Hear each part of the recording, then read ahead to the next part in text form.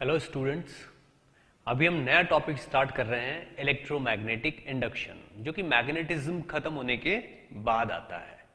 ठीक, इस चैप्टर में बहुत सारे मैग्नेटिज्म के फंडे यूज होंगे और बहुत सारे क्वेश्चंस भी आते हैं इस चैप्टर से। ऐसा कोई ईयर अभी तक पास नहीं हुआ है जिसमें इस चैप्टर से क्वेश्चन ना आया हो आईआईटी जेई में। ठीक, तो आईआईटी जेई के पॉइंट ऑफ व्यू से बहुत बहुत बहुत ही ज्यादा वैल्यूएबल चैप्टर है इलेक्ट्रोमैग्नेटिक इंडक्शन। ठीक है,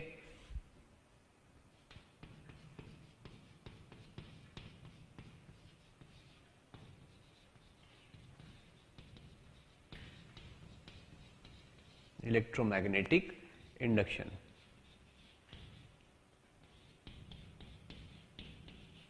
ठीक है, इलेक्ट्रोमैग्नेटिक इंडक्शन जो चैप्टर है इसकी स्टार्टिंग होती है फैराडेज लॉ से। ठीक है, फैराडेज लॉ।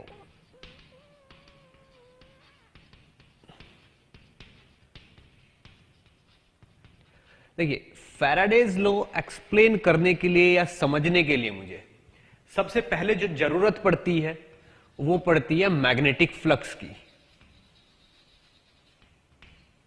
Magnetic flux. ठीक है, मुझे मैग्नेटिक फ्लक्स में पहले एक्सपर्ट होना है, तब जाके मैं फैराडेज लॉ अच्छे से समझ पाऊंगा। ठीक, तो मैग्नेटिक फ्लक्स बिल्कुल इसी तरीके से होता है जैसे इलेक्ट्रिक फ्लक्स। ठीक है ना, तो पहले मुझे मैग्नेटिक फ्लक्स में एक्सपर्ट होना है, उसके बाद मैं फैराडेज लॉ पे पहुंचूंगा। तो मैग्नेटिक फ्लक्स को जो डिनोट किया जाता है वो फाई से डिनोट किया जाता है। तो फाई इज इक्वल टू होता है B dot A. This is magnetic flux. अब कोई भी एरिया, मैं ये इलेक्ट्रोस्टैटिक्स में एक्सप्लेन कर चुका हूं कि what is area vector. Area vector किस तरफ होता है। ठीक, तो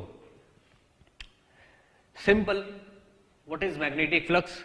मान लीजिए ये कोई एरिया है, ठीक है ना, ये लेंथ एल, ये बी, और यहां से अगर कोई मैग्नेटिक फील्ड इस तरीके से आ रहा है, ठीक है, तो इससे पास होने वाला फ्लक्स कितना होगा, बी इंटू एल बी। ठीक है ना, क्यों? क्योंकि यहां पे इस जगह एरिया वेक्टर तो इस तरफ हो गया और बी भी इसी तरफ है। दोनों के बीच का एंगल कितना है इस वक्त, 0 डिग्री। तो B L B cos 0 degree मतलब बी एल बी। ये यहां का मैग्नेटिक फ्लक्स हो गया। अगर मैं इस एरिया को थोड़ा सा ऐसे ना, ऐसे तिरछा कर दूं, थोड़ा सा तिरछा कर देता हूं ऐसे इसको, ठीक है, यूं करके ऐसे थीटा एंगल, तो डेफिनेटली ये जो एरिया वेक्टर है, अब एरिया वेक्टर ऐसे हो जाएगा, एरिया वेक्टर भी थीटा घूम जाएगा। तो अब इस फर्स्ट केस ये, सेकंड केस ये, सेकंड केस में मैग्नेटिक फ्लक्स कितना हो जाएगा, B into L B cos theta. Simple concept ये है। अब मैग्नेटिक फ्लक्स पे भी बहुत अच्छे अच्छे क्वेश्चन बनते हैं। ठीक है, एरिया वेक्टर और ये जो बी है, क्योंकि ये वेक्टर्स हैं इसलिए पूरा वेक्टर अलजेब्रा तो यहां पे ऑलरेडी इनवाइटेड है, तो डायरेक्शंस के ऊपर भी बहुत सारे क्वेश्चंस बनते हैं। फॉर एग्जांपल, मान लीजिए यहां से करंट पास होती है इस तरीके से आई, ठीक है, इनफाइनाइट करंट है। इस करंट से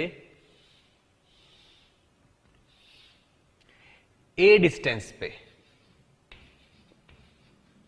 यहां से ए डिस्टेंस पे एक ए साइड वाला ही स्क्वायर लूप है, स्क्वायर लूप है। ठीक है ना, अब ये करंट और ये स्क्वायर लूप सेम प्लेन में है। Wire and loop are in same plane, then find flux passing through the area. Flux passing through the area मुझे फाइंड आउट करना है। अब आप ये देखिए, इस एरिया से फ्लक्स पास क्यों होगा? फ्लक्स इसलिए पास होगा क्योंकि कोई भी वायर, ठीक है ना, कोई भी वायर अपने चारों तरफ इस तरीके से मैग्नेटिक फील्ड प्रोड्यूस कर लेती है, इस तरीके से। तो डेफिनेटली ये मैग्नेटिक फील्ड इसमें से पास होगा, यू। तो ये फ्लक्स इसमें से एंटर कर रहा है। ऐसे टोटल इस पूरे उस पे मैग्नेटिक फ्लक्स बताना है कि इस एरिया से कितना मैग्नेटिक फ्लक्स पास हो रहा है, ठीक है। इसके लिए मैं आपको 2 मिनट का टाइम देता हूं, आप ट्राई करिए, फिर मैं एक्सप्लेन करता हूं।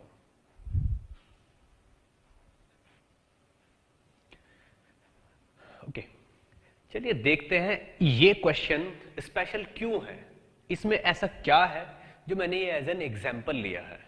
आप देखिए, किसी भी वायर से, मान लीजिए मैं इस पॉइंट की बात कर रहा हूं, ठीक है, मान लीजिए मैं इस पॉइंट की बात कर रहा हूं, ठीक है ना, इस पॉइंट पे मैग्नेटिक फील्ड, ठीक है ना, और इस पॉइंट पे मैग्नेटिक फील्ड डिफरेंट होगा, क्योंकि मैग्नेटिक फील्ड वायर से डिस्टेंस पे डिपेंड करता है।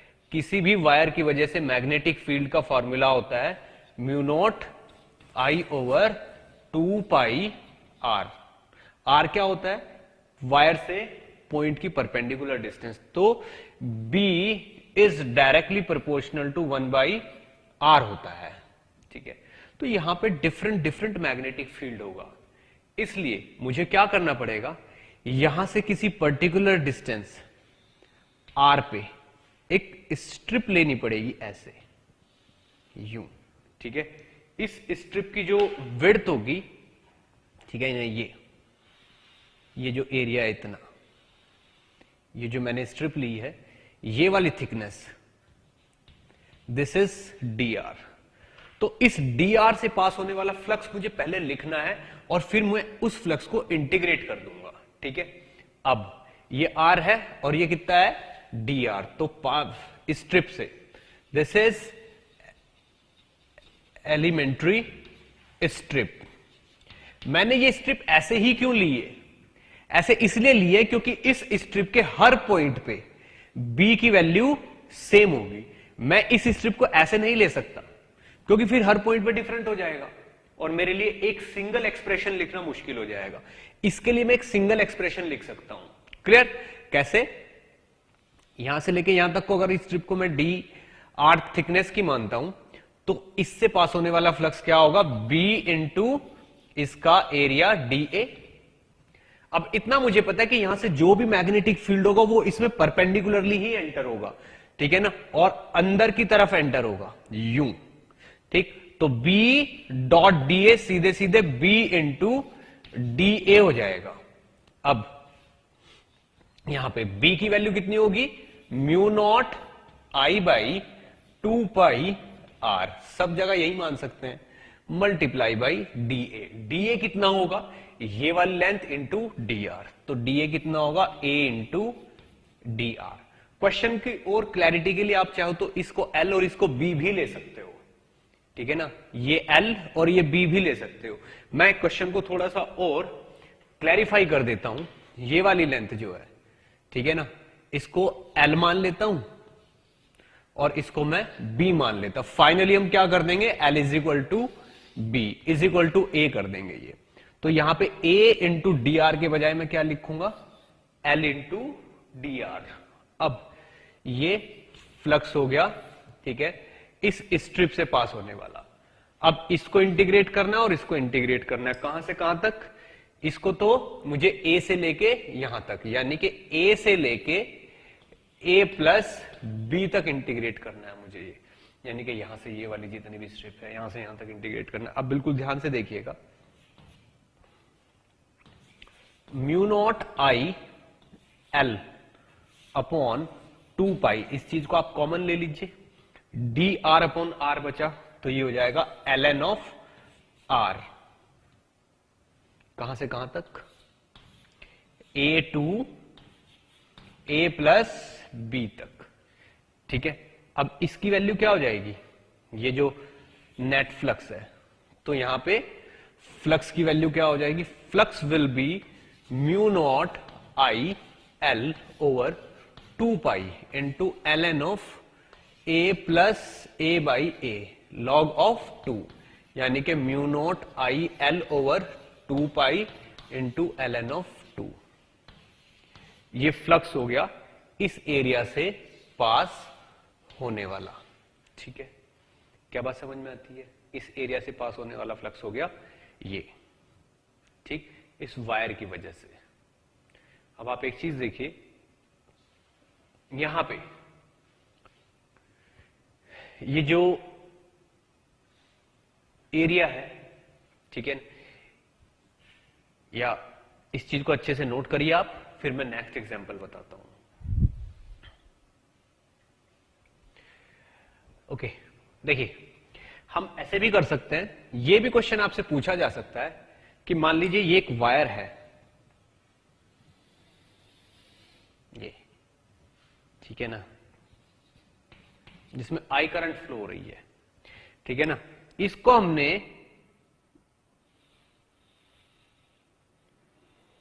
ये किसी आर रेडियस की रिंग के सेंटर से पास हो रही है। This is ring of radius R. Find flux passing through the ring. यह आपसे पूछा जा सकता है कि इस रिंग से पास होने वाला फ्लक्स कितना होगा अगर इसमें करंट आई है, ठीक है ना। आंसर क्या होना चाहिए, ठीक है ना। आप ये देखिए जो रिंग है, ठीक है ना, अगर इसके प्लेन की बात की जाए तो रिंग का जो एरिया वेक्टर है, जो ये रिंग है, ठीक है, ये जो रिंग है इसका एरिया वेक्टर ये होगा, ठीक है ना, जिसकी वैल्यू होगी पाई आर स्क्वायर, पर ये अपवर्ड डायरेक्शन में होगा एरिया वेक्टर। क्लियर। और इस वायर की वजह से जो मैग्नेटिक फील्ड होगा, ठीक है ना, वो किस तरीके से होगा, वो यूं होगा, इस तरीके से, यानी कि किसी भी पॉइंट से निकलने वाला मैग्नेटिक फील्ड यूं होता है, इस तरीके से। तो एरिया वेक्टर तो इस तरीके से होगा, और किसी भी पॉइंट पे अगर यहां पे इस जगह पे कहीं भी मैं मैग्नेटिक फील्ड लूं तो मैग्नेटिक फील्ड होगा इस तरीके से, ठीक है ना। तो this is the direction of B. तो किसी भी पॉइंट पे अगर देखा जाए तो area vector and B are at 90 degree. So answer कितना होगा, 0। 5 विल बी 0। आप खुद देखिए, फ्लक्स तो ऐसे ऐसे है, इस रिंग से पास थोड़ा ही हो रहा है, वो तो रिंग की सरफेस पे ही है ऐसे। एक सिंगल फील्ड लाइन भी रिंग को ऐसे क्रॉस नहीं करेगी, क्योंकि सारी फील्ड लाइन ऐसे है, रिंग से पास तो नहीं हो रहा है, ठीक। और एरिया वेक्टर रिंग का ऊपर की तरफ है और field line X Y plane पे है, ठीक है ना। यहां पे फील्ड लाइन कहां पे, अगर देखा जाए, अगर यहां पे देखा जाए तो फील्ड लाइन तो यहां पे एक्स वाई प्लेन पे है, एरिया वेक्टर ये है, और बी जो है वो एक्स वाई प्लेन पे है। तो यहां पे दोनों के बीच में एंगल कितना है, 90। एंगल 90, तो cos 90 की वैल्यू कितनी होती है, 0।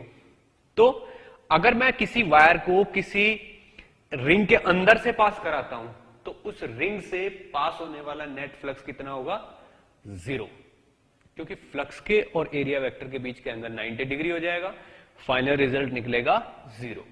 इसको बहुत स्पेशली ये चीजें ऑब्जेक्टिव में पूछी जाती हैं, इसको बहुत अच्छे से ध्यान से नोट करिए, फिर मैं आगे बढ़ता हूं।